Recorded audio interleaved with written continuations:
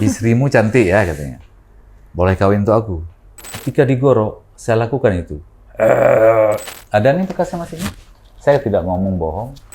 Tapi sekarang masih enak kelihatan.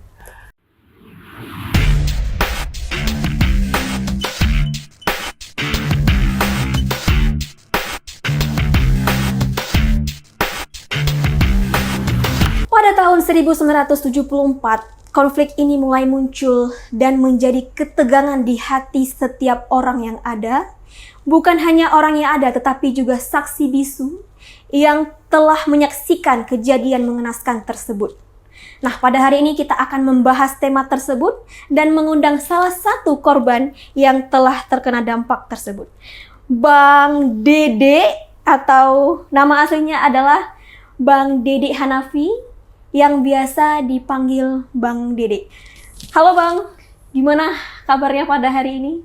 Baik, alhamdulillah sehat. Alhamdulillah sehat. Nah, langsung aja nih, kita akan membahas poin pertama, melalui kehidupan di tengah konflik Aceh. Apa sih momen yang paling membekas di hati Bang Dede pada saat kejadian tersebut? Dan bagaimana sih kejadian-kejadian yang Bang Dede alami sendiri pada masa saat itu? Masa konflik ya? Iya, masa konflik. Baik, sebenarnya sih masih terasa berat untuk Ceritakan dan diceritakan ungkapkan lagi. ya. Sangat berat ya. Masih kita, kalau kita bilang trauma ya mungkin sudah agak terlupakan. Cuman masih rasa membekas itu ada. Dan memang untuk menceritakan ini semua, saya pribadi memang salah seorang daripada sekian banyak masyarakat Aceh, apakah putra, putri, atau orang tua yang merasakan imbas daripada konflik. Dan saya salah satu daripada imbas tersebut. Saya lupa tanggal dan tahunnya, 2001 ya. 2001. Itu meledaknya tahun 2001 sudah mulai. Ketika itu saya tinggal di daerah garis merah ya. Garis merah. Daerah merah gitu. Daerah merah. Artinya di situ tempat kantong-kantong pemberontakan. Yeah. Orang kita GAM dengan RI waktu itu. Jadi saya tidak tahu muaranya dari mana dan kenapa harus saya yang mengalami imbas daripada itu. Saya merasa tersiksa, tidak nyaman ketika tinggal di daerah itu. Pada saat kejadian itu tengah malam ya. Bang Dede ini berapa usianya pada saat itu, Bang? Waktu itu usianya berapa ya? Sekitar ya tahun 2001, sekarang 2024. Waktu itu usia kalau nggak salah, sekarang umur masuk 60 nih. Masuk 60 berarti sekitar 45-an, 40, iyalah 45-an gitu, 40. Dan memang kejadian itu tidak disangka, di luar akal sehat, di luar dugaan gitu. Dan orang juga tidak menyangka, loh kok bisa gitu, kok bisa dia kena imbas. Dia kan orangnya nggak kenapa-kenapa, tidak ngomong sana ngomong sini tentang pertikaian ini antara GAM dengan RI sebagai masyarakat sipil biasa gitu. Cuma mungkin ada omongan orang mungkin saya salahnya apa, tapi secara pribadi saya tidak pernah merasakan kesalahan apa-apa. Kita warga pribumi di situ pastinya merasa bahwa kita tidak ada salah apa-apa, kok tiba-tiba kena gitu ya Bang? Iya. Waktu itu ya saya bersama keluarga memang merasa ketakutan yang luar biasa. Malam itu, tengah malam, jadi waktu itu masih dalam keadaan langka minyak lampu waktu itu. Langka minyak lampu. Jadi kita dapat 1 jerigen karena kita jualan waktu itu, taruh di dapur. Terus datang sekelompok orang-orang tak dikenal tengah malam. Sebelum mereka gedor pintu itu, Mereka ambil minyak lampu, terus disiramnya kan lewat celah-celah jendela tuh. Disiram, sengaja disiram Sengaja gitu. siram. Terus kan waktu itu habis acara Smackdown itu. Acara Smackdown. Smackdown. Jadi namanya kita tidur ya pakai celana short pendek gitu aja. belum pulas, Iya. masih melayang-layang gitu. Tiba-tiba dapat percikan itu. Kok bau minyak lampu nih kan? Ya. Terus nggak lama gentar pintu. Buka pintu. Saya ya berpikir begini, ini kalau nggak buka nanti fatal gitu. Ya. Tapi istri melarang, jangan buka. Saya bilang, apa, buka aja, daripada nanti kita kenapa itu. Terus akhirnya saya buka. Rupanya mereka sudah pecahkan lampu depan teras gitu. Begitu saya buka, nggak ada assalamualaikum, nggak ada bilang a i u babi bu, nggak ada, langsung pot bunga itu dibuka. Wah, Astagfirullah. itu pot bunga yang di teras itu. Wah, Langsung ke wajah pendidik nih? iya, ke kepala gitu kan. Mak. Terus kan hoyong, sepoyongan. Itu mereka masuk. Ambil semua kendaraan dibawa, isi kulkas dikuras habis, mana dompet, mana STNK, semua kasih kan. Ya, waktu itu ada yang kerja, tukang masak. Nah, mereka tidak bersuami, jadi kita gaji. Mereka juga ketakutan gitu. Ketakutan. Jadi terus saya dibawa naikkan mobil, kayak main-main nih, penculikan ini kayak main-main ceritanya.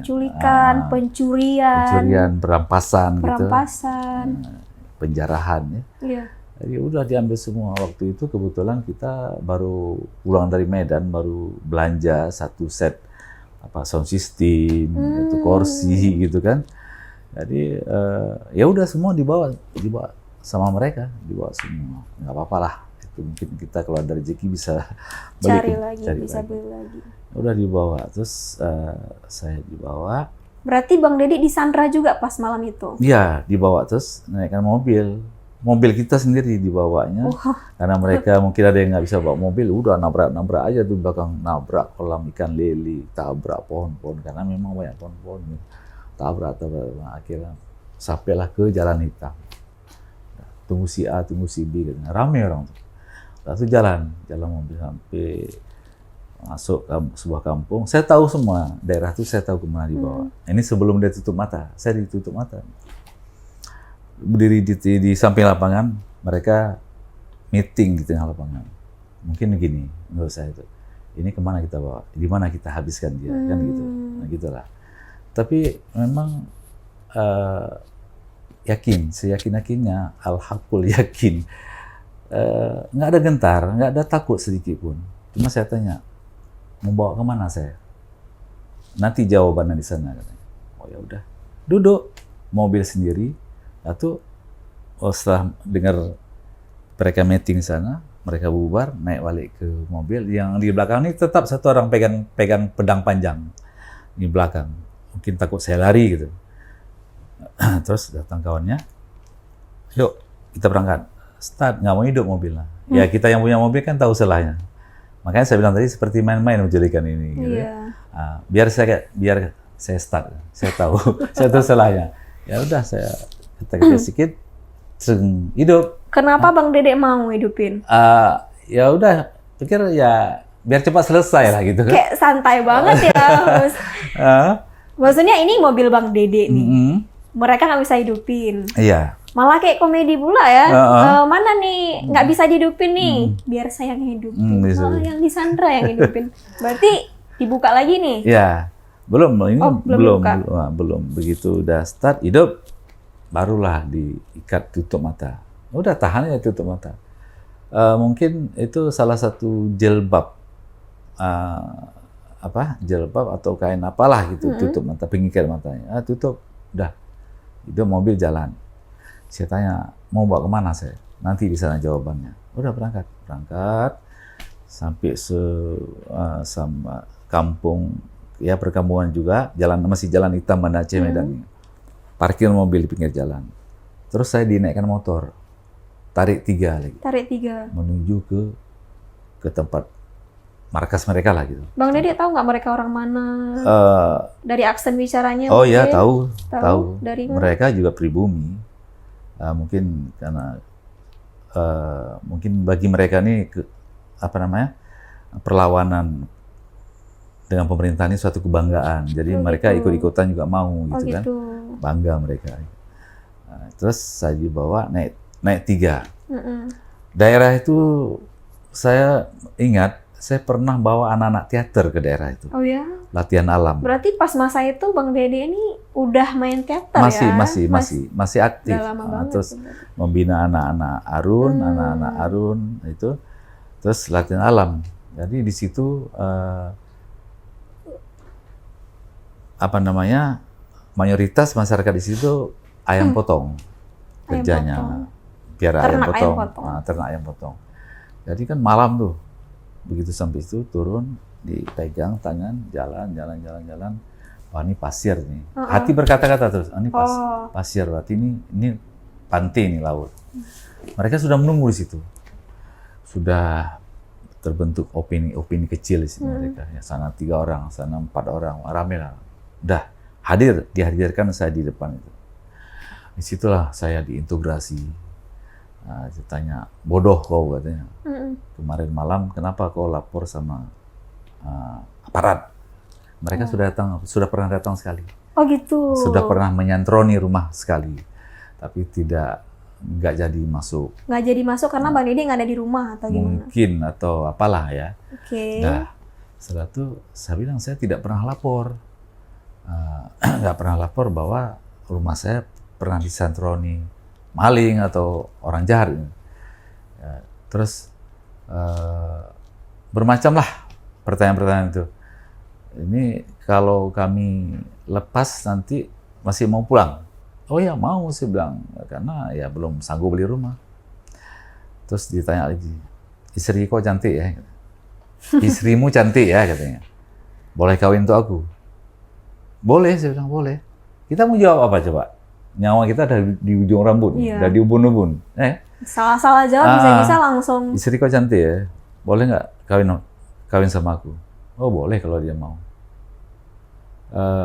Kemarin tuh istri kau ada pakai emas, makanya saya bilang sama istri jangan sok-sok pamer lah sekarang ini. Iya. Perempuan itu bukan pamer sebenarnya, memang hiasan tubuhnya. Iya, hiasan tubuh. Dipakai, kadang-kadang pakai, kadang enggak. Gede, memang gede.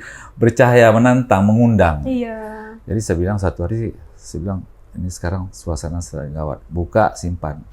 Makanya saya ditaruh dalam kaleng susu, bolongin semen pakai linggis, masukin kaleng susu yang buka semua lah dia tuh perhiasannya, taruh, tutup dengan karpet, bentang karpet. Taruh lemari besar gini di bawah, aman jadinya. Karena kita dengar waktu itu ada door to door dari aparat untuk mencari seseorang, mencari senjata tajam, macam lah gitu. Berarti mereka memang merampas itu untuk kebutuhan mereka berarti ya? Bisa jadi, ya. Harta, barang semua diambil. Iya. Jadi kita berpikir untuk mencari sebuah untuk mencari katakanlah kemerdekaan, kan tidak harus begitu. Malah kita mencari simpati kepada masyarakat, dengan masyarakat, agar masyarakat ini mendukung. Ini malah masyarakatnya yang ditindas gitu, diapakan. Jadi setelah diintegrasi saya, ditanya ini segala macam, istri ditanya terus terakhir, kau tahu kan? Kau kenal aku? Enggak, saya bilang, orang kita tutup mata. Kau kenal aku mantan pasukan marinir katanya. Terus jawab lagi yang di depan sana. Udah, nggak usah banyak pertanyaan. Selesaikan aja terus. Langsung aja bacot ya. Jawab lagi yang di sana. Bahasa daerah ya. Habiskannya terus. Sekolahkan aja katanya. Nah, terus saya diikat. Berdiriin. Pernah lihat nggak orang jualan obat? Diikat dari kaki. Digulung-gulung sampai ke kaki, kan itu? Iya. Sepertilah saya diikat. Saya nggak ngomong apa-apa lagi, udah diikat terus. Dalam hati, di bibir cuman la ilaha illallah. Itu aja. La ilaha illallah, la ilaha illallah. Nah, terus sudah diikat gitu. Dengar saya di depan sekop. Sekop. Sekop. Korek lubang berarti saya mau ditanam di Mau hidup. ditanam. Setelah diikat, digulung-gulung nggak bisa gerak. Iya. Sambil berdiri, Iya. mau ditanam. Mau ditanam hidup-hidup. Nah, sesak napasnya. Yang mendengar pun juga sesak. Jadi, ya itulah. Jam banget, guys. Saya waktu itu saya yakin sekali para malaikat Allah sendiri berpihak kepada saya. Kenapa saya katakan begitu? Apapun mereka lakukan selalu gagal. Mau tanam gagal, mau tembak saya gagal, mau bacok saya gagal. Terakhir baru nanti. Jadi ketika sudah saya mau ditanam hidup, baru itu sekali ditumbuk. Tumbuk sekali. Jatuh. Dari itu, terus sayang kali ya katanya. Sampai kotor begini. Terus setelah dia tumbuk, kita ngomong begitu. Terus baru digosok-gosok. Oh ini dulu, dipukul dulu baru diikat ya. Setelah digosok-gosok, dilipat tangan ke belakang. Nah, dilipat tangan, baru diborgol. Diborgol lagi. Krek, bunyi borgol itu. Nah, jadilah borgol. Tapi sekarang masih enak kelihatan.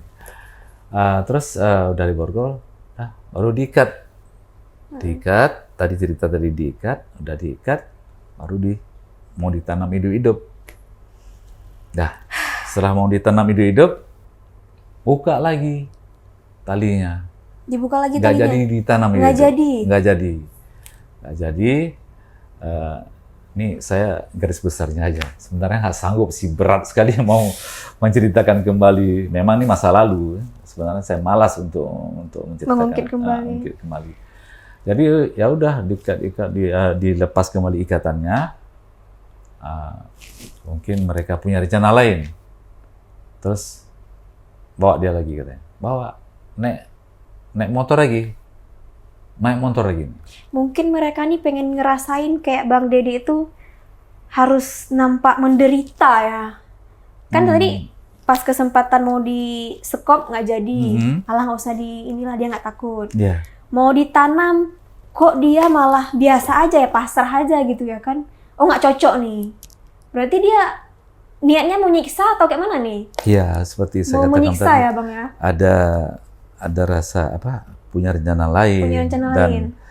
di situ kita bisa membaca, bisa melihat mereka tidak pernah satu suara. Oh iya. Begitu benar. juga ingin memerdekakan nih daerah ini, kan selalu dalam keadaan tarik kiri, tarik kanan. Iya, benar. Tidak punya satu suara. Kalau satu suara, gimana kita? Tetap merdeka. Ini ada yang ngomong sana, ada yang buat begini, begitu.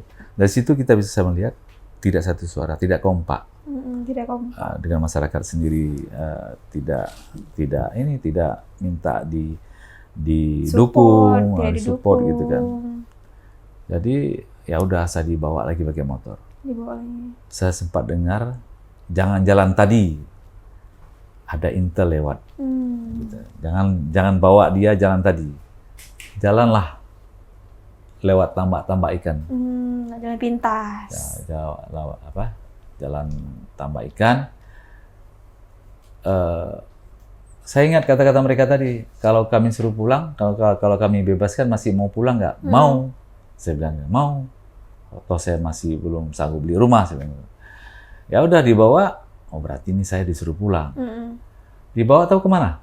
Ke tempat mobil saya tadi parkir di pinggir jalan. Di mobil abang gitu. Di mobil. Terus saya begitu turun tarik 3, begitu turun dipegang, dibawa lagi. Tiba-tiba kesenggol tangan saya dengan bodi mobil. Loh, ini mobil aku nih, gitu. Mobil saya ini. Berarti saya disuruh pulang, betul-betul disuruh pulang, aman gitu kan.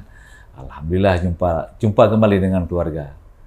Nah, begitu udah ditarik lagi, ternyata di samping mobil itu ada pagar gitu.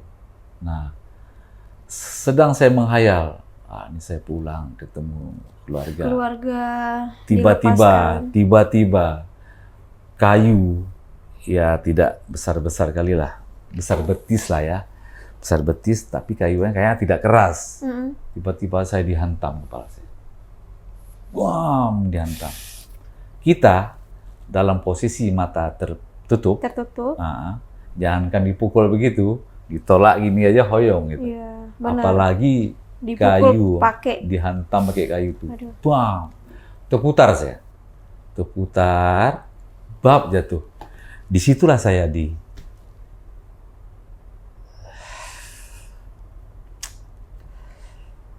diperlakukan seperti binatang gitu. Nah, jadi saya diinjak, terus disembelih lah ya, digorok leher saya. Digorok Bang? Digorok. Ada nih bekasnya masih ini. Saya tidak ngomong bohong. Oh iya benar, ada bekasnya loh. Saya digorok. Ya Allah. Digorok. Setelah digorok, setelah itu yang satu berdiri di motor, yang satu melakukan. Jadi ketika sudah digorok, logikanya kalau binatang itu lembu ya, kalau dipotong sini kan bunyi dia. Kayak orang kayak kita ngorok. Iya. Gitu kan? Karena kan pernafasannya udah putus. Kalau lembu begitu. Bunyi gorok. Kalau di sini kan tidak bunyi apa-apa. Tidak bunyi dia. Nah, saya yang menyelamatkan saya ini adalah kain pengikat mata tadi. Kain pengikat mata. Saya kan sepanjang jalan diikat mata tuh. Dengan kain itu. Berarti terlepas atau masih tertutup tuh Bang? Enggak. Waktu itu digorok, itulah tadi ya. Saya bilang tadi malaikat semua menjaga saya. Karena kita memang nggak ada niat jahat, nggak ada apa-apa lah. Kita masyarakat biasa. Setelah itu, setelah digorok, kawan di sana ngomong bahasa daerah. Sudah mati. Udah. Campak ke mobil. Terus bakar mobilnya. Nanti meledak, biar aja meledak. Itu ada dalam skenario nanti kalau apa. Jadi apapun, sekecil apapun mereka lakukan terhadap saya masih bisa menceritakan. Sekecil apapun. Jadi saya tidak bisa berbohong dan apa mereka lakukan terhadap saya bisa ceritakan kembali. Nah, itulah kelebihannya. Satu lagi, seketika itu ilmu teater. Nah, ilmu teater yang sudah sekian lama saya geluti muncul dengan sendirinya. Wow. Muncul. Dalam keadaan sekarat, saya masih bisa bersandiwara. Sandiwaranya apa? Ketika digorok, saya lakukan itu. Saya buat itu. Supaya apa? Supaya mereka tidak gorok lagi. Supaya mereka tidak potong leher saya lagi. Saya buat. Terus saya buat. Jadi kesannya udah ini ya? Mati. Saya buat badan selemah-lemasnya. Kita kalau udah mati kan lemas. Selemah-lemasnya. Waktu saya diangkat sini, lemas. Jadi seperti karung beras. Pegang sini 2 kaki, pegang sana 2 tangan. Mobil jarak 2 meter. Bayangin aja jarak mobil 2 meter, pintu terbuka. Ayo. 3 kali campak. Ini darah macam air. Bercucuran ya? Bercucuran. Karena di sini ini banyak sayatan. Aduh. Turun darah. Saya nggak ada ngomong apa lagi. Wah, dicampak dalam mobil. Wah, kepala ke bawah, kaki di atas begini melipat. Aduh. Sini stiur. Nah, saya ke bawah. Tangan borgol. Coba bayangin. Sepandi-pandi siapapun dan sepandi-pandinya orang nggak bisa keluar dari kaca jendela carry minibus yang kecil. Itu keluar pelan-pelan. Konon lagi mau cepat-cepat. Nggak bisa keluar. Nggak bisa. Tapi saya alhamdulillah bisa keluar malam itu. Kenapa? Nah, itu tadi. Allah sendiri, kuasa Allah, malaikat. Setelah saya dicampak ke dalam mobil, ditutup kaca. Tutup pintu. Buang. Seperti perintah tadi, suruh bakar kawannya. Bakar. Nanti meledak, biar dia meledak. Dah. Tutup pintu. Dalam mobil ada boneka. Boneka itulah sumber terbakarnya mobil. Api. Sumber api. Dibasahi bensin, dibakar, buka kaca, Colok lempar ke dalam dalam. mobil. Dah tutup. Udah Mereka berhasil. nonton di luar. Apa yang terjadi sekarang, kan gitu. Selanjutnya apa yang terjadi? Mulai mobil. Ini kan busa ini. Iya. Terbakar langsung. Terbakar. Pertama asap putih. Api hampir menjilat tubuh saya. Terus nggak lama asap hitam. Dalam hati, ya Allah, kalau memang aku di posisi yang benar, selamatkan. Ternyata sama-sama berdoa setelah ngomong. Ini setelah kejadian, saya berdoa, orang rumah di rumah pun berdoa dia. Ya Allah, kalau suamiku masih hidup, pulangkanlah dia. Kalau suamiku meninggal, tunjukkan di mana kuburannya. Itu doa dia. Dia cerita tuh, dia ambil wudhu. The Karena power apa? of doa ya. Karena apa? Setelah saya dibawa, satu orang pun tetangga tidak ada yang berani datang. Nggak usah sok-sok pahlawan waktu itu untuk membantu. Hanya mengintip mereka. Nggak berani ya. Nggak ada berani keluar, apalagi malam. Nggak ada yang berani keluar, cuma mengintip-ngintip. Setelah saya ditutup, dibakar mobilnya, membara ada mobil, membara ada terbakar. Jadi mulailah saya beraksi, mata tertutup, tangan borgol, leher bercucuran. leher darah pun. Macam mana? Gini lah. Gigit tali pengikat mata. Akhirnya terbuka, alhamdulillah terbuka. Sikit. Udah. Terbuka. Itulah tadi. Paksa. Keluar leher lewat kaca. Lewat kaca jendela, lihat. Ini jam berapa udah nih kan? Mobil terus membara. Tiba-tiba. Mereka masih nonton tuh? Mereka masih nonton. Waktu api yang masih kecil, mereka masih nonton. Setelah saya mendengar suara motor, mereka bergerak. Brum. Mereka sudah pergi. Baru saya beraksi. Itu apinya masih terus mau. Masih terus. Udah gede, berarti kan berasap tuh. Berasap dalam mobil, udah batu-batu. Gitu. Jadi ini mulai beraksi, buka kain pengikat mata tuh. Tiba-tiba itulah tadi ya, keyakinan kita. Karena kita di posisi yang benar. Tiba-tiba saya ditendang. Kayak ada yang tunjang gitu loh. Duang! Tercampak saya keluar. Saya nggak bisa salto. Tapi malam itu saya salto 2 kali putaran. Lewat kaca.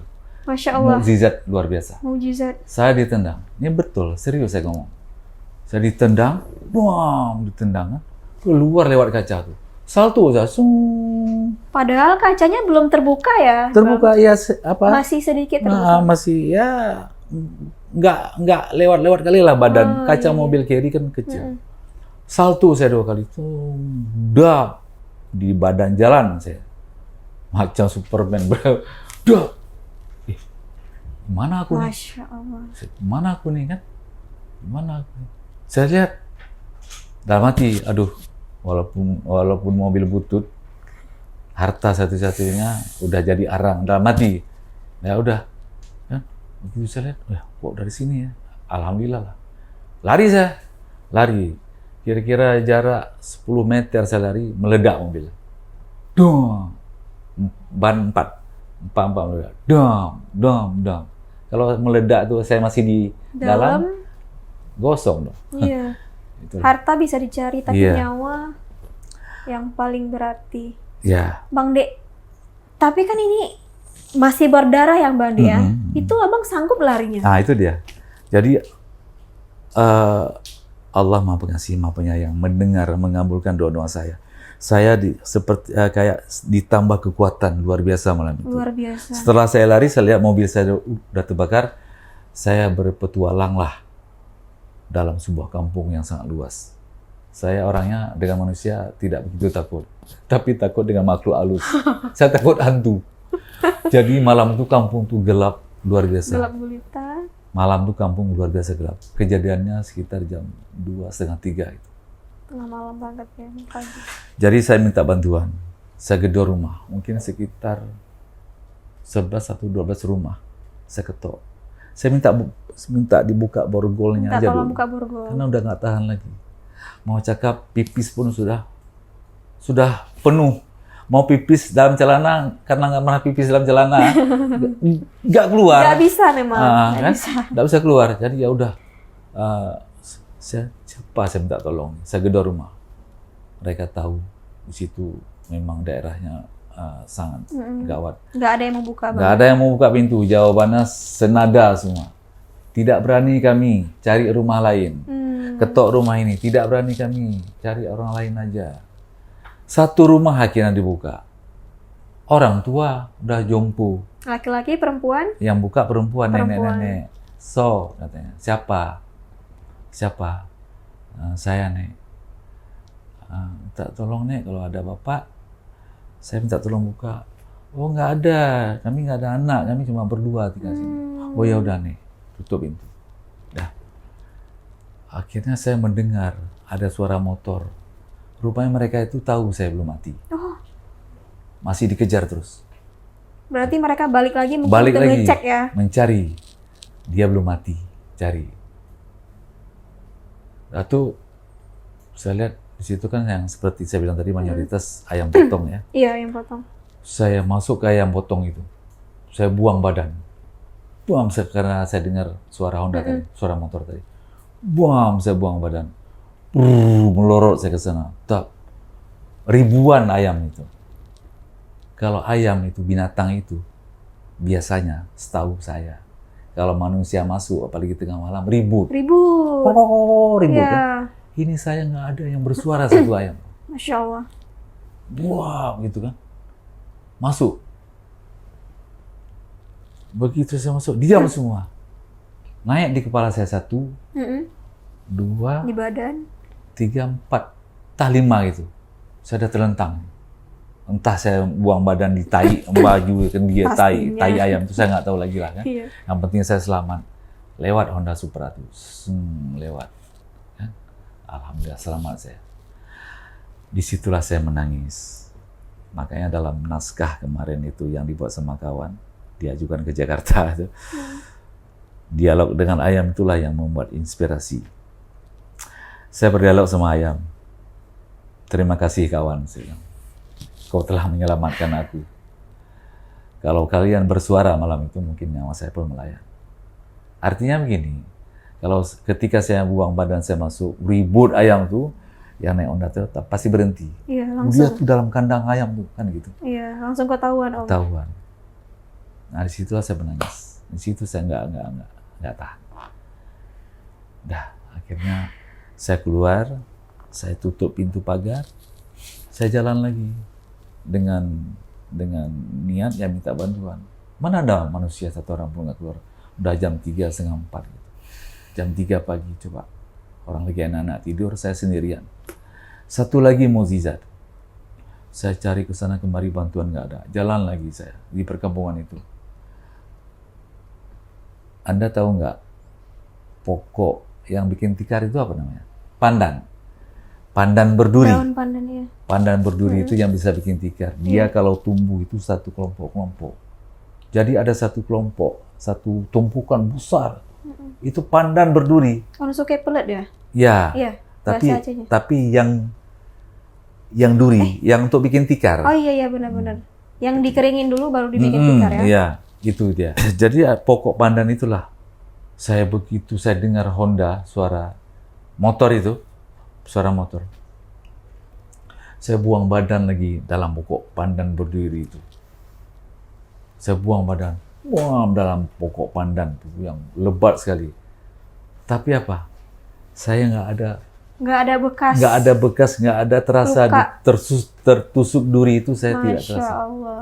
Nggak ada rasa apa-apa saya. Nyaman saya di situ tidur. Nah, jarak 2 meter mereka di depan saya. Yang satu naik ke tempat jok motor, berdiri dia. Nggak ada dia katanya. Ada tadi di sini kata kawannya. Nggak ada dia. Saya dekat mereka tuh. Tapi mereka tidak kelihatan. Tidak nampak saya dalam pokok pandan itu. Orang saya nggak berbaju. Ya, nggak berbaju saya. Tapi duri-duri pokok pandan itu Tidak ada yang menyentuh tertusuk kulitnya. satu pun di badan saya. Masya Allah. Itu mukjizat. Al-Hakul Yakin itu tadi kan. Udah, Setelah mereka pergi jauh meninggalkan saya di situ, saya keluar lagi dari pokok pandan itu. Jalan terus berlalu, waktu pun berlalu. Tiba-tiba dapat rumah panggung, rumah gedung itu besar. Saya ucapkan salam. Assalamualaikum. Saya ada teler nih, karena darah banyak ditumpah. Ada teler saya. Assalamualaikum. Assalamualaikum. Nggak ada yang jawab. Satu orang pun nggak ada jawab. Jadi saya bilang gini, saya tahu ada orang di atas. Kalau nggak mau bantu saya, jangankan bantu, salam pun nggak jawab, nggak apa-apa juga lah. Tapi izinkan saya, karena saya sudah lemas, saya numpang tidur di sini, saya nunggu pagi. Udah, tidur saya. Nggak lama lewat lagi Honda itu, suara Honda itu. Lari saya ke kamar mandi. Kamar mandi kampung itu kan pokok teh itu, dikelilingi pokok teh. Situ saya duduk lagi. Situ saya merenung dan gelap tuh gigi nyamuk. Saya kan, kenapa nasib saya begini, apa salah saya, kan itu. Apa salah saya, kecuali saya jadi informan atau menjelek-jelekkan satu kelompok. Iya. Terus saya keluar lagi, duduk kembali di bawah rumah ini. Sekitar jam 5 sudah mulai ngaji ya, subuh ya. Subuh. Sudah mulai ngaji. Jam 5, setengah 6 sudah ada bus Aceh Utara. Bus mini, apa namanya? BE itu. BE. Song lewat, dah azan. Kira-kira sudah selesai sholat subuh, baru saya keluar. Jalan saya. Melewati kebun kelapa, melewati kebun pisang untuk menuju sampai ke Jalan Hitam. Jalan saya. Bias-bias sinar matahari pagi sudah mulai nampak. Dengan tangan masih terborgol. Dengan tangan masih terborgol. Telanjang dada. Di telanjang dada memang seperti Darah bercucuran. Darah bercucuran, udah kering sendiri. Tiba-tiba saya berpas-pasan dengan seorang wanita. Dalam kebun itu saya berpas-pasan dengan seorang wanita. Saya lihat kakinya dulu karena dia hadap ke sana. Saya lihat kakinya tergantung apa kena tanah. Karena saya, tergantung hantu ya. karena saya bilang tadi, saya paling takut dengan makhluk halus. Saya lihat kakinya, oh ini manusia tuh. Jaraknya sekitar 10 meter gitulah. Dia cari kelapa. Assalamualaikum, Kak. Terkejut dia kan. Saya bilang terus, Kak. Nggak usah teriak. Saya orang baik. Saya semalam diculik. Jadi saya mohon bantuan Kakak. Sini borgol saya. Karena borgol itu kalau bergerak sedikit, gerak lagi sedikit, Oh gitu. makin mencekik. Makanya saya agak genting gitu. Makanya tidak bisa bergerak-gerak nih. Makanya kalau pencuri, kalau udah di borgol tuh nggak bisa bergerak tangannya. Kalau bergerak, makin terikat ya. Jadi saya bilang, kakak punya suami? Nggak ada. Punya adik laki-laki? Nggak ada juga. Oh, maksudnya saya mau minta suruh potong borgol ini. Sakit kali saya. Ya udahlah Kak. Terima kasih. Jalan lagi saya. Melewati kebun pisang, baru ketemu Jalan Hitam. Udah hampir sekitar setengah 7 lah gitu. Ada warung kopi sudah mulai buka. Jadi ada mama beli teh manis itu pakai gayung, orang kampung biasa gitu ya. Berarti aktivitas sehari-hari tetap seperti biasa, hanya malam aja. Orang-orang setiap pagi itu mulai beraktivitas seperti biasa. Iya. Kan?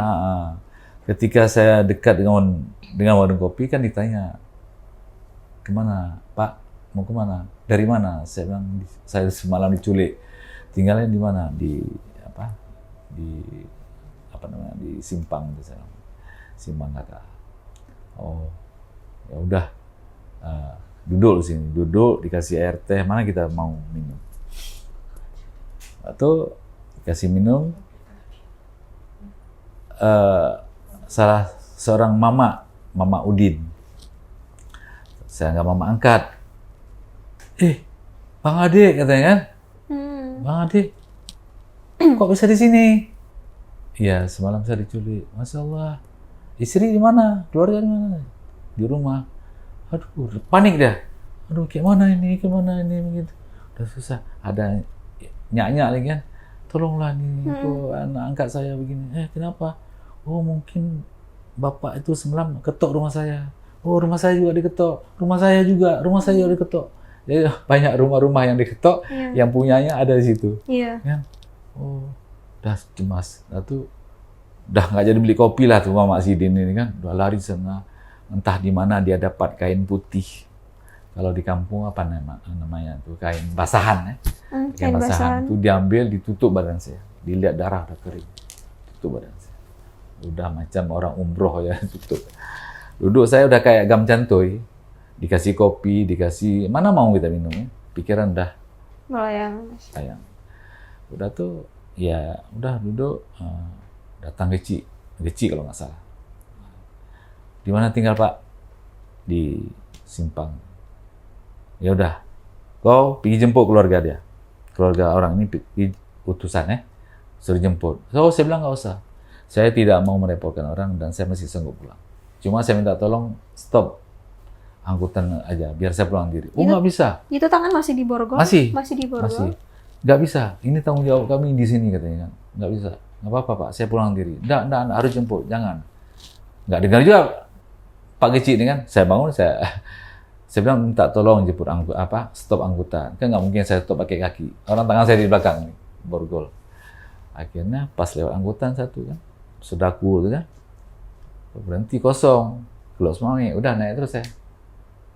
Naik terus. Pas sampai depan rumah, di situ udah rame. Nah, disitulah kalau dibuat film bagus sekali. Mereka menunggu mayat pulang. Bukan nunggu Bang Adik pulang, menunggu mayat. Menunggu mayat. Wajah sedih semua. Karena kita baik dengan tetangga. Baik sama tetangga. Kita nggak ada pernah macam-macam. Mereka menunggu nih mayat Bang Adik pulang.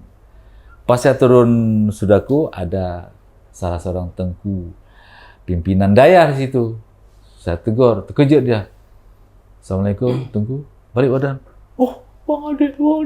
Peluk. Teriak ada. Tolong.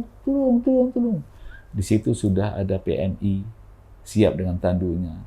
Pasukan 1 ribu di calling ditelepon sama abang dari sini. Udah lari tandu. Tolong. Dah. Dia bilang, Uma, tengku, ini pendarahan berat nih. Ya udah, bawa terus. Udah dijegal saya. Cekak, ditelungkupkan ke atas tandu. Bawa ke depan rumah. Udah rame. Beratus orang penuh depan rumah. Terus tiba-tiba datang Pak Abdullah, orang kantor bupati, yang nggak pernah ngaku-ngaku ya.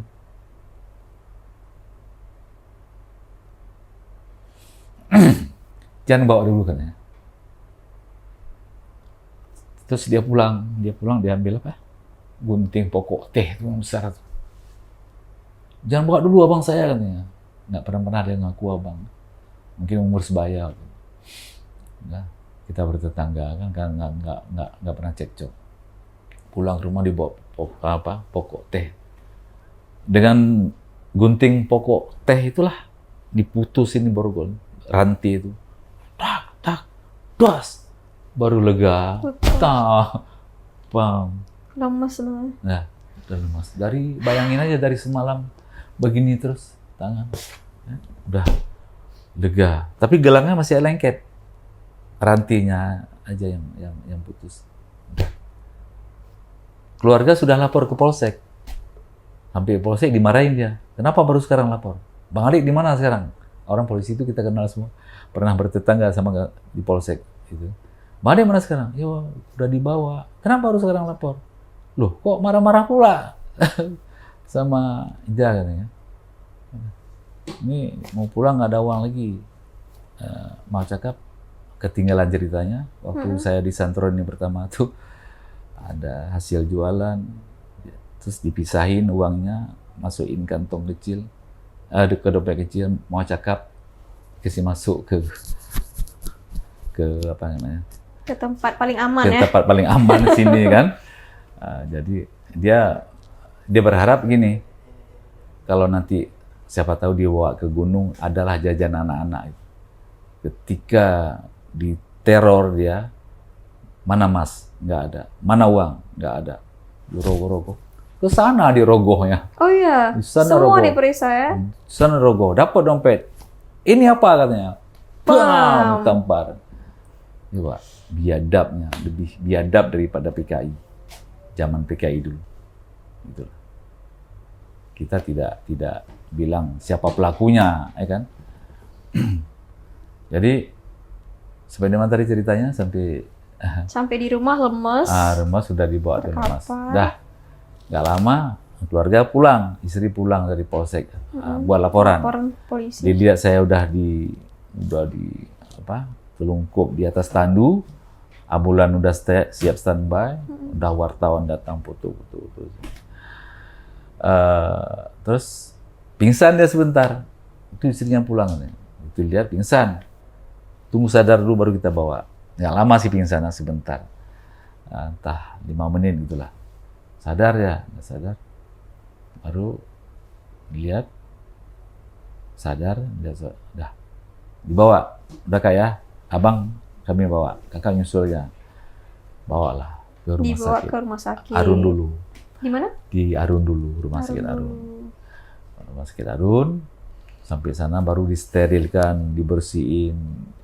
Ini udah udah kayak rujak dibuatnya. Udah pada kering ini ya. Bolong-bolong ini kan banyak bolong kuping, sayat-sayat lah gitu ya. Aduh. Nah, gitu. Jadi ya udah sampai rumah sakit Petarun, baru satpam Arun buka dan kunci borgol dia, baru tuh buka semua. Terus dibawa lagi, udah disterilkan semua, udah dibersihin, udah dijahit semua, di etting, dirujuk ke rumah sakit Losmawi, rumah sakit umum. Semalam rumah sakit umum datang yang punya rumah, yang punya rumah sewa nih, Kak, aku pikir abang nggak aman di sini. Kenapa? Aku tengok ada yang ngintip-ngintip. Oh, emang udah diteror ya? Jadi abang kayaknya nggak aman. Mereka tahu abang Masih masih hidup. Iya. Kita pindahkan aja ke rumah sakit Kesren. Biaya, udah aku tanggung biaya katanya. Tapi nggak usah lah katanya. Kenapa? Nggak apa-apa, aku tanggung biaya semua. Bang Ade ini lagi menuju kemari dari Banda Aceh gitu. Kita tunggu nanti jam 1, kalau nggak ada baru kita masukkan ke rumah sakit Kesren. Gitu. Lebih aman di sana. Lebih aman di sana kan. Karena dia lihat dari kaca aku tuh orang ngintip. Oh, dia belum mati, masih terus dicari ya. Saya ada intel-intelnya, Iya. mata-matanya. Jadi itulah begitu jam 1:30 lah gitu, sampai abang dari Banda Aceh, urus ADM segala macam, bawa pulang pakai ambulan. Terus datang polsek Koramil, saya cuma mendengar gini, mana supirnya? Supir ambulan, pakai ambulan kan? Iya, Pak. Supirnya mana? Saya, si polsek yang ngomong, Koramil, saya nggak tahu. Ini pesan saya, ini kan arah ke barat. Kamu belok ke timur dulu, arah ke Medan, sampai depan PIM, nanti kamu putar balik. Siapapun yang nyetop, siapapun yang hadang, tabrak, jangan berhenti. Itu. Baik Pak. Nah, tahu kita ada orang-orang yang tidak puas, belum dapat yang dia cari, dia akan terus mencari, meneror. Jadi pesan saya, kalau ada yang hadang, jangan berhenti, tabrak aja. Saya tanggung jawab. Entah Koramil, entah polsek. Karena saya dalam ambulan lagi diimpus juga. Jadi pulang ke Banda Aceh dalam keadaan impus. Itulah. Jadi memang tragis kejadian yang membuat saya merasa trauma ya. Dan ya sebagai masyarakat yang cinta damai, sebagai masyarakat yang senang dengan keacehan kita, cinta Aceh, kalau bisa janganlah anak cucu kita mengalami apa yang pernah saya alami. Iya. Sangat pedih ketika daerah kita ini masuk ke daerah konflik ya. Itulah yang sangat membuat miris. Sangat miris. Sangat miris. Satu, akhirnya toh dalam perkara ini kan tidak ada yang menang ini. Nggak ada yang menang antara yang dijajah dengan penjajah, dengan menjajah. Tidak ada yang menang antara pemerintah dengan GAM. Ya. Yang menang mas siapa? Tsunami. Kalau nggak ada tsunami nggak selesai kan? Benar. Datang tsunami, Allah pun mungkin tidak sanggup melihat dan berpikir lagi. Sesama saudara si perang-perang terus, kasihlah tsunami, pembersihan. Pembersihan. Ya. Kasih bencana, Allah memperingati ya. Dengan adanya tsunami lah, lahirlah MOU, ya kan? Damai. 2005 ya kalau nggak salah. Ya, 2005. Dengan adanya tsunami, damai kembali. Semoga kita, ya hidup kita sejahtera lah selamanya. Seolah-olah setelah tsunami itu dimulai dari nol ya. Ya, kembali Dimulai dari nol lagi. semua. Ada hikmahnya, ya. Ada juga apa namanya? Ada senang, ada susah. Hikmahnya ya Aceh dikenal dunia, yang tadinya Aceh tidak dikenal. Masyarakat internasional, masyarakat luar sana yang taunya kan Bali. Iya. Bali, Aceh mereka nggak tahu. Tapi sekarang setelah tsunami, Aceh terkenal di Aceh mana? terkenal. Pesawat apa yang nggak mendarat di Aceh? Aceh. Kapal mana yang nggak datang? Ya kan? Iya, benar. Kapal pesiar, kapal perang, helikopter yang baling-baling 2 itu yang nggak pernah ada, datang ke Aceh. Datang ke Aceh. Bintang-bintang superstar, bintang musik, bintang bola kaki datang ke Aceh. Nyumbang mereka. Iya. Aktor juga. Sampai dibangun perumahan Jackie Chan ya. Jackie Chan, Ronaldo datang. Gitu. Jadi ya itulah. Wow. Masya Allah. Itulah hikmah yang bisa kita ambil ya. Ya. Allah itu menolong dengan cara yang tidak kita duga. Betul. Mulai dari Bang Dede disiksa tapi nggak jadi-jadi. Ya. Kemudian kita yakin bahwa Allah tuh akan menolong kita. Kesampaian juga rupanya. Ya paling tidak Allah tuh mendengar. Mendengar. Doa-doa Allah selalu hambanya. mendengar doa-doa hamba-hambanya. Ketika kita yakin ya, iman kita kuat bahwa Allah itu penolong, maha segalanya. Allah tunjukkanlah pada saat itu. Iya. Bahkan ketika Bang Dede sudah berpikir bahwa oh ini malam ini aku nginap di sini dulu. Esok paginya tuh pasti ada orang yang menolong lagi. Ada yang kenal sama Bang Dede lagi. Ada yang pokoknya dari berbagai arah tuh ada aja penolongnya. Ya. Allah kan pernah berkata, mintalah padaku. Mintalah, Pak. Niscaya akan kuperkenankan. Itu dia. Jadi dalam rentang waktu kejadian yang membuat tragis saya malam itu, Allah mendengar butuh bantuan. Ya itu dia, dengan perlakuan-perlakuan yang gagal, ya, mau ditanam nggak jadi, gagal, berubah lagi pikirannya, terus mau mau diancam, mau dipukul, mau dibunuh, gagal. Jadi ya kita harus percaya memang apapun kiblatnya kita ke sana. Gitu.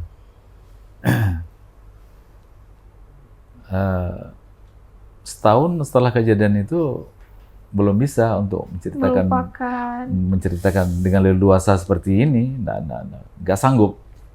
Lagi cerita macet, gitu kan? Macet karena ya itulah memang. Mungkin kalau orang lain yang posisinya sama seperti saya waktu itu, bisalah merasakan antara hidup dan mati. Padahal kita hidup di daerah sendiri. Yeah. Tapi kenapa harus menerima kepedihan? Nah, itu tadi.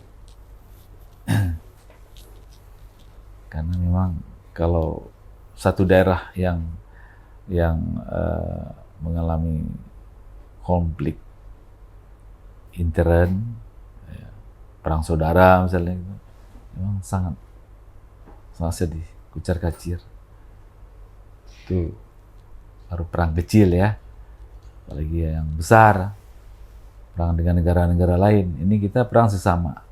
Ya. Tapi sebenarnya aku pribadi pernah ngerasain juga. Ya. Saat itu aku masih umur 4 tahun, mungkin 3 atau 4 tahun. Hanya aja aku masih ingat jelas gimana kondisi pada saat itu. Aku asli Sigli. Kebetulan di sana memang garis merah juga kayaknya Bang Dede. Karena Iya. pada masa itu memang Deklarasi ya. iya, benar. Jadi kalau diingat-ingat lagi, ketika aku umur 3 atau 4 tahun itu setiap hari itu kami was-was. Jadi pada satu hari, tiba-tiba ada bombardir. Sontan kami langsung berlindung ya di dinding-dinding yang agak-agak tebal gitu, berlindung, lari-lari. Kebetulan aku punya nenek 2 orang, kakaknya nenek aku, beliau rumahnya di samping, tetanggaan gitu. Beliau lari ke sini. Nah, pada saat itu memang ceritanya nggak jauh beda kayak yang Bang Dede ceritakan. Mereka datang ke rumah-rumah, gedor-gedor pintu, pemaksaan. Kemudian kalau mereka melihat yang laki-laki langsung diamankan. Ya. Kami perempuan tidak bisa berbuat apa-apa. Kemudian mereka memang merampas harta-harta kami. Nah, Ya. memang ibu saya itu udah menyimpan harta emas atau yang lainnya itu di dalam karung-karung beras atau tidak di dalam atap-atap rumah yang rumah-rumah Aceh zaman dahulu itu disisip-sisipkan kayak gitu. Dan ketika itu ayah saya sendiri diculik, juga disandra juga. Itu saya juga merasa kehilangan, trauma juga. Cuman hanya saja ketika saya masih anak-anak mungkin masih bingung-bingung nih, ini kenapa nih masih lari, mama kenapa, ayah mana gitu. Ayah kok nggak bawa pulang susu fresh and flake lagi pada masa itu kan. Jadi ingatan-ingatan itu yang saya ingat seperti itu. Kemudian mungkin saya nggak tahu berapa lama ayah saya dibawa itu, dan ketika pulang itu beliau pulang dalam keadaan yang memang luka-luka. Yeah. Jadi ketika Bang Dede ini menceritakan hal itu, pastinya trauma itu terasa juga kepada saya kan. Jadi ayah saya itu alhamdulillah pulang dengan selamat. Saya nggak tahu ceritanya beliau disiksa seperti apa dan bagaimana. Yang saya ingat di kakinya itu sudah ada luka tembakan, bolong, sudah diambil. Kemudian mungkin di badan-badannya juga udah merah semua luka-luka. Tapi alhamdulillah ayah saya sampai sekarang masih sehat. Kita doakan sama-sama Bang Dede. Jadi ketika mendengar kisah dari Bang Dede ini, ngena ya Bang di hati ya. Sebenarnya warga Aceh itu masih banyak yang merasakan trauma itu. Seperti Bang Dede bilang tadi, belum ada yang menang atau yang kalah yang menang. Bahkan situs-situs sejarah sekarang banyak yang dihilangkan, Mbak De. Yeah. Contohnya seperti rumah gedung yang ada di Pidi. Yeah. Nah, itu kan ceritanya itu sangat tragis di situ, Bang De. Bagaimana di situ disiksa orang, dicabut kukunya, dipotong kupingnya, yang perempuan diperkosa, yang strom. Ya Allah. Ya. Situs sejarah sebenarnya itu jangan dihilangkan ya. Sebenarnya tidak boleh dihilangkan. Tapi itu tadi karena kemarahan masyarakat Aceh terhadap perlakuan yang tidak senonoh itu tadi kan. Jadi mereka padahal itu hanya sebuah bangunan fisik yang menjadi saksi bisu, tapi karena kemarahan itu tadi mereka melampiaskan untuk membakarnya. Itu. Ya, setelah itu baru ada pengakuan dari pemerintah melalui bantuan sosial entah apalah gitu kan, Iya, akan dibangun, sudah dibangun masjid ya. masjid ya. Masjid di situ. Di Jalan Banda Aceh Medan. Iya. Ya. Gedung. Tapi kalau menurut saya, Bang, situs itu nggak boleh dihilangkan. Karena kenapa? Kita juga harus regenerasi itu harus tahu bagaimana sejarah Aceh. Jangan Sejarah sampai nanti generasi selanjutnya itu melupakan Iya. hal yang pedih ini. Walaupun pedih, tapi harus Harus diingat. diperjuangkan juga, Bang De. Iya. Iya. Karena itu kan tragedi lah ya, Iya, tragedi. tragedi kemanusiaan. Kita maunya jangan sampai hilang itu, karena saksi bisu, saksi sejarah yang bisa dikenang kembali, bisa diceritakan kembali kepada anak cucu ya, bahwa dulu di sini kita Aceh tahun sekian pernah mengalami Masa itu masa yang sangat pelik, masa yang sangat membuat kita tragis, konflik Aceh, konflik berdarah. iya. Dan Karena- bagaimana mempertahankan supaya ini tidak terjadi lagi, Iya terjadi lagi. terulang Karena lagi. ini memang kejadian kita di Aceh ini dunia mengakui bahwa ini memang tragedi kemanusiaan. Cuman untuk mencari benang merahnya, untuk mencari kesalahan, siapa yang salah, maunya apa itu Kita nggak tahu. nggak tahu kita. Cuman kita berharap konflik Aceh yang sudah pernah terjadi dan kini sudah berlalu jangan sampai dirasakan oleh Iya, generasi anak cucu kita anak nanti. cucu kita. Cukup kita aja yang Cukup kita merasakan, saja Bang. yang merasakannya. Janganlah sampai anak-anak kita, cucu kita nanti paling mereka bisa ya bertanya macam mana Aceh dulu, itu aja. Oke, terakhir nih Bang De, mungkin untuk anak-anak Aceh yang sekarang apa sih pesan yang bisa kita berikan kepada mereka dengan adanya tragedi silam ini, Bang De? Ya, untuk masyarakat Aceh umumnya, karena konflik ini kan bukan hanya di Banda Aceh pusat kota yang saja, tapi menjalar dia ke seluruh kabupaten PD, ya PD Aceh Timur, Aceh Utara, Barat, Selatan. Jadi kita berharap kepada masyarakat Aceh pada umumnya untuk tidak lagi mengungkit masa lalu, cuma untuk sekedar dikenang, dan bagi generasi yang belum tahu dan bagaimana pedihnya tragedi kemanusiaan ini, konflik Aceh, jangan sampai dirasakan seperti yang orang tuanya rasakan Ya. di tahun-tahun sebelumnya. Dan bagi generasi yang sekarang ini, ya pikirkanlah hal-hal yang positif, belajar, menuntut ilmu. Ya, kalau memang sudah selesai sekolah, cari pekerjaan, jangan berbuat yang negatif. Ya, berilah contoh yang baik bagi generasi muda, generasi penerus. Berikan contoh sebagai panutan lah. Ya.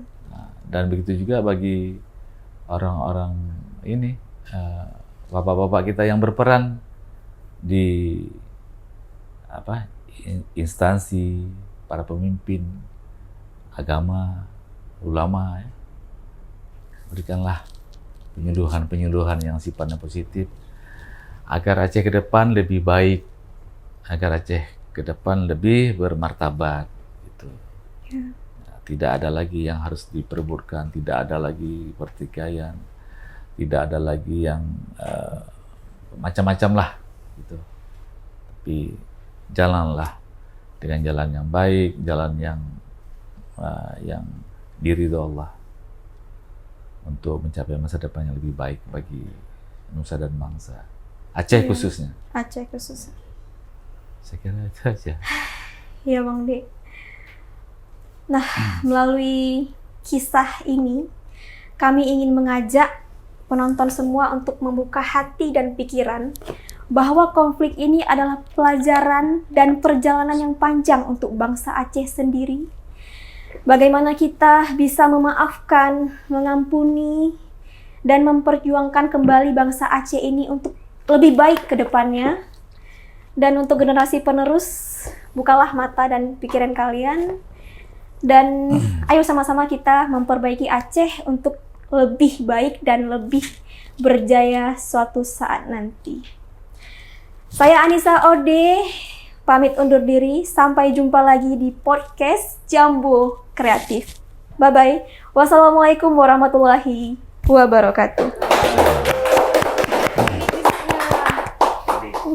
Udah gimana? Ya Allah. Oh iya. Terima kasih luar biasa. Kak Ina.